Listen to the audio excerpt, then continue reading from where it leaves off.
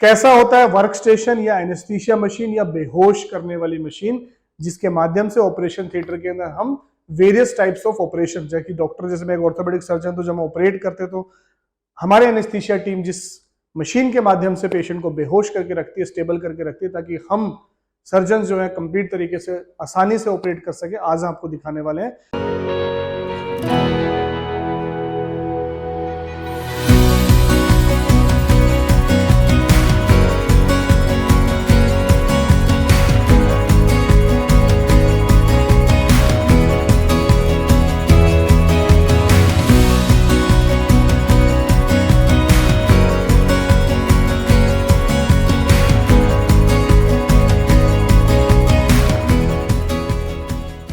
Hello friends, welcome you all to global A1 institute of paramedical science. I am doctor Sunil Saini और आज हम लोग discuss करने वाले हैं वर्क स्टेशन, जिसको बोला जाता है एनेस्थीसिया मशीन, जिसके माध्यम से हम पेशेंट को स्पेशली जनरल एनेस्थीसिया दें। स्पाइनल एनेस्थीसिया में तो उसका इस्तेमाल नहीं होता, लेकिन स्पाइनल एनेस्थीसिया मॉनिटरिंग में इसका इस्तेमाल होता है।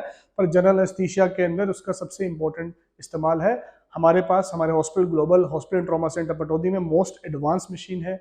इस मशीन के माध्यम से छोटे से छोटा बच्चा, 6 दिन का बच्चा, 6 महीने का बच्चा, इंडिविजुअल 60-80 ईयर्स तक के भी इंडिविजुअल्स की हर प्रकार की सर्जरीज यहाँ पे पॉसिबल है। आज हम आपको दिखाने वाले किस तरीके से का होता है वर्क स्टेशन। तो ये एनेस्थीसिया टीम के लिए, एनेस्थीसिया टेक्नीशियंस के लिए तो इसकी डिटेलिंग के अंदर बहुत जाना पड़ेगा। तो जो भी पैरामेडिकल स्टूडेंट्स हैं, डॉक्टर्स हैं, वो चैनल को जरूर सब्सक्राइब करें, वीडियो को लाइक करें व शेयर करें, ताकि आपको बेटर से बेटर इन्फॉर्मेशन मिले थ्रू डॉक्टर्स। खास बात क्या, डॉक्टर्स के थ्रू आपको इन्फॉर्मेशन मिल रही है तो आपकी नॉलेज और गेन होगी और आपको हमेशा अपनी प्रैक्टिस के अंदर हेल्प करेगा ना। आई विल शो यू किस तरीके से होती है हमारी एनेस्थीसिया मशीन। इस मशीन को हम बोलते हैं वर्क स्टेशन और एनेस्थीसिया मशीन। पहले पुराने जमाने के अंदर सबसे पहली जो पुरानी मशीन्स आई थी उनको हम बॉयल्स अपरेटस बोलते थे। उसके अंदर सिंपल सर्किट होता था। अब आज के टाइम में बड़े से बड़े सेंटर्स के अंदर, हमारे सेंटर्स के ऊपर भी ये वाली मशीन से यूज करती हैं। ये बहुत ही मोस्ट एडवांस मशीनें हैं। हमारे पास बीपीएल की मशीन है और इन मशीन के माध्यम से हम हर प्रकार के ऑपरेशन करने में संभव होते हैं। हमारी एनेस्थीसिया टीम बहुत ही कंफर्टेबली पेशेंट को ऑपरेट कराने में हमारी हेल्प करती है। उसके अंदर वो उसको बेहोश कर सकती है। छोटे से छोटे बच्चे से लेकर बड़े से बड़े बूढ़ों तक के सारे ऑपरेशन इस मशीन के माध्यम से पॉसिबल हो सकते हैं। तो आप देख सकते हैं, this is called work station. इसके ऊपर सबसे ऊपर रहता है मॉनिटर। ये कार्डियक मॉनिटर है। मॉनिटर भी अलग अलग तरीके के होते हैं, इसलिए चैनल को सब्सक्राइब कर लें। इमरजेंसी मेडिकल स्टूडेंट्स के लिए बहुत फायदा होने वाला है कि हम बताएंगे कौन कौन से मॉनिटर होते हैं, उससे क्या पैरामीटर्स होते हैं, कहाँ मॉनिटर इस्तेमाल होता है। So this is cardiac monitor. Cardiac monitor में क्या होता है, आप ईसीजी पेशेंट का, उसकी ऑल टाइम मूवमेंट्स, उसका ETCO2, ये सारी चीजें आप मॉनिटर कर सकते हो। जिस समय पेशेंट का ऑपरेशन चल रहा होता है उस समय वो जनरल एनेस्थीसिया के अंडर में, तो कार्बन डाइऑक्साइड कितनी छोड़ रहा है, उसका SpO2 क्या चल रहा है, उसका हार्ट रेट कैसा चल रहा है, उसकी पल्स रेट कैसे चल रही है, उसका ECG कैसा आ रहा है, SpO2 कैसे, सारी की सारी कार्डियक मॉनिटर के अंदर इस्तेमाल होती है। तो हमारे पास जो मॉनिटर है that is a cardiac monitor. Now coming to this is our anaesthesia machine. You can see this is the circuit completely. वहां से हमारी पूरी ऑक्सीजन आती है and this is the whole instruments. इस इंस्ट्रूमेंट्स का हम जब इस्तेमाल की बात करते हैं तो इस तरीके से होता है। Now you can see, yes, these are the circuits. तो यहां से क्या होता है, this you can see mask, इस तरीके का मास्क होता है और ये एक ओटी टेबल है। ये एक ओटी टेबल है जहां पे पेशेंट को लेटाया जाता है, इंडक्शन किया जाता है पहले पेशेंट को पहले प्री मेडिकेशन दी जाती है। सारी की सारी दवाइयां देने के बाद जब पेशेंट कंफर्टेबल होता है तो हम इसके थ्रू पहले पेशेंट को ऑक्सीजनेशन देते हैं। आप देखेंगे यहाँ पे अलग अलग पैरामीटर्स बने रहते हैं। यहाँ पे पेशेंट्स की पूरी हम मॉनिटरिंग करते रहते हैं। पूरी की पूरी मॉनिटरिंग यहाँ पे पेशेंट की चलती रहती है। उसी तरीके से यहाँ पे आप देखोगे तो ऑक्सीजन एंड इधर में नाइट्रस, ये सारी चीजें होती है और इधर में आइसोफ्लोरिन एंड सीवोफ्लोरिन के चैम्बर्स लगे होते हैं, पीछे में नाइट्रस होता है। और ये इतनी एडवांस है कि पेशेंट्स की हर मूवमेंट्स को, पेशेंट्स की हर एक्टिविटीज को डिटेक्ट कर सकता है। पेशेंट्स को ड्यूरिंग ऑपरेशन, क्योंकि पेशेंट तो कंप्लीटली बेहोश पड़ा हुआ है, पूरा का पूरा होश में नहीं है पेशेंट, उसको हम बाहर से सारी ऑक्सीजनेशन दे रहे हैं, उसके लंग्स को मेंटेन कर रहे हैं, उसकी बॉडी को मेंटेन कर रहे हैं। इसलिए एडवांस मशीन होना बहुत जरूरी है जब पेशेंट ऑक्सीजन अपने ऑटोमेटिकली ले रहा होता है। और इस मशीन का सबसे बड़ा बेनिफिट ये है कि पेशेंट्स को आपको एंडोट्रैकियल ट्यूब्स करने के बाद हमारे एनेस्थीसिया टीम कंप्लीटली फ्री होकर साइड में बैठ सकते हैं, बिकॉज इट्स ऑटोमेटिक मशीन। हम किसी दिन कोई ऑपरेट पेशेंट हो रहा होगा तो उसके अंदर दिखाएंगे आपको किस तरीके से ऑटोमेटिकली अपना काम करती रहती है। ये इंडिविजुअल्स को पंपिंग करने की कोई जरूरत नहीं करती, खुद से ऑक्सीजन को मेंटेन करती है। इस तरीके की एडवांस मशीनें होती हैं। तो एक ओटी टेक्नीशियन जब काम करेगा तो उसको इस चीज के बारे में पता होना चाहिए।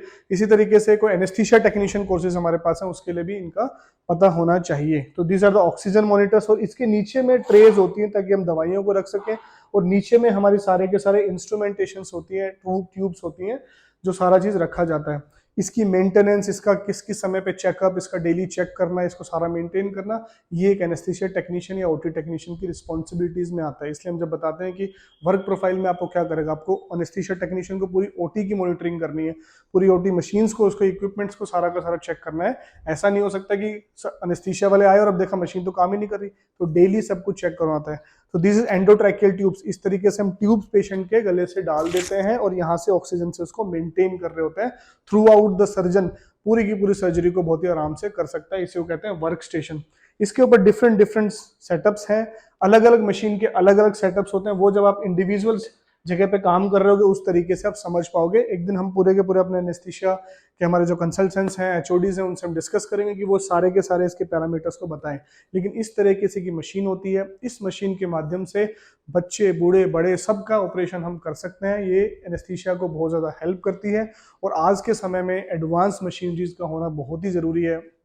टेक्नोलॉजी का जमाना है, तो इसी तरीके से हेल्थ केयर के अंदर भी पेशेंट को बेस्ट फैसिलिटी मिल सके, बेस्ट सर्जरीज हो सके, और बेस्ट इक्विपमेंट्स के साथ एनेस्थीसिया पेशेंट कंफर्टेबली बाहर निकल सके। जब पेशेंट ओटी में इन हो रहा है तो वो होश में है, तो उसी तरीके से पेशेंट को पूरी सर्जरी स्मूथ करके बिल्कुल बाहर जाना है, होश में जाना है, सब कुछ करना है। तो ये एडवांस मशीन्स इस चीज में हेल्प करती है। हमारा जो ऑपरेशन थिएटर है ग्लोबल हॉस्पिटल ट्रॉमा सेंटर के अंदर मोस्ट एडवांस ऑपरेशन थिएटर में है, और हम अपने जितने भी पैरामेडिकल कोर्सेज हमने दिए, इसलिए बच्चों को यहाँ पे सारी की सारी ट्रेनिंग मिलने वाली है। This is in short about this machine. तो this is cardiac monitor and this is the work station.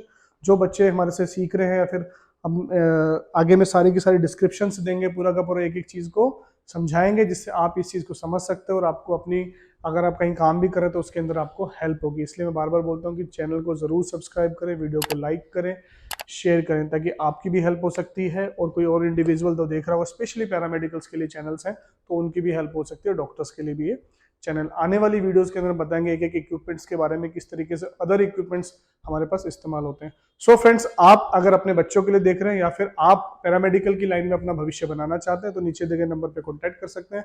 हमने global a one institute of paramedical science हमारा पटौदी के अंदर स्टार्ट हो चुका है। इसके अंदर online as well as offline courses हैं, और साथ में सबसे ब्यूटी क्या है, सारे के सारे कोर्स डिजाइन, सारे की सारी teaching is maximum by the doctors. तो आप समझ सकते हैं जब डॉक्टर्स आपकी ट्रेनिंग दे रहे होंगे तो कितनी सारी आपकी जो लेवल ऑफ ट्रेनिंग है वो किस हाई लेवल पे होगा, आपको इसके बाद जाके भविष्य में कितनी हेल्प होने वाली है, ताकि आप कैरियर अच्छे से बिल्ड कर सके, और अपने भविष्य बना के अपने फैमिली का भविष्य बना सके, और एक बहुत ही अच्छी लाइफ, प्रोफेशनल लाइफ आप जी सकें। तो अगर आप पैरामेडिकल कोर्सेज करना चाहते हैं, OT technician, lab technician, x ray technician, radiology technician, anaesthesia technician, सारे के सारे कोर्सेज हमारे पास offline as well as online available हैं।